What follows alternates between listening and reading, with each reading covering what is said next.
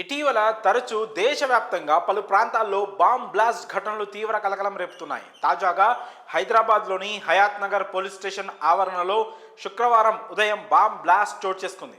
Hayat Nagar police station వెనక భాగంలో ఉన్న స్టోర్ రూమ్ క్లీన్ చేసి చెత్త తగలబెడుతున్న సమయంలో ఒక్కసారిగా పేలుడు సంభవించింది. భారీ శబ్దం రావడంతో చుట్టుపక్కల ప్రజలు ఒక్కసారిగా ఉలిక్కిపడ్డారు. స్టేషన్లో బాంబ్ బ్లాస్ట్ కావడంతో ఏం జరిగి ఉంటుందా అని అందరూ ఆందోళనకు గురయ్యారు. భారీ పేలుడు జరగడంతో స్వీపర్కి తీవ్రంగా గాయాలయ్యాయి. వెంటనే దగ్గరలోని ఆసుపత్రికి తరలించి చికిత్స అందించారు.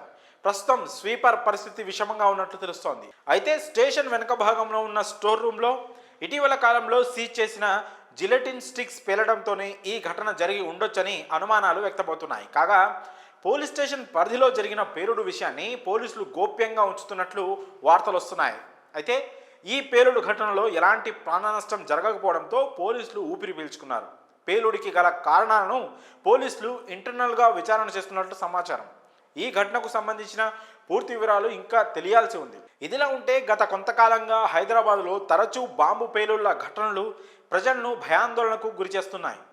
గత నెల హైదరాబాద్ జూబ్లీహిల్స్ చెక్ పోస్ట్ సమీపంలో భారీ పేలుడు జరిగిన విషయం తెలిసిందే. రోడ్ నెంబర్ 1లో ఓ హోటల్లో ఈ ఘటన చోటు చేసుకుంది. ఈ ప్రమాదంలో ఓ మహిళ సహా బాలిక తీవ్రంగా గాయపడ్డారు.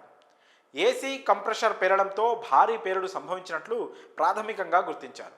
భారీ పేలుడుతో రెస్టారెంట్ రాతి ప్రహరీ పూర్తిగా ధ్వంసమైంది. ప్రహరీ రాళ్లు ఎగిరిపడి బస్తీలోని ఇళ్లపై పడడంతో 5 ఇండ్లు పూర్తిగా ధ్వంసమయ్యాయి.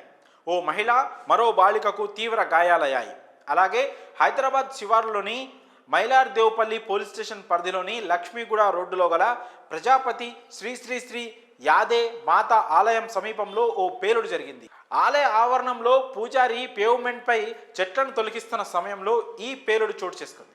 ఘటన జరిగిన వెంటనే పూజారిని అంబులెన్స్లో ఆసుపత్రికి తరలించారు.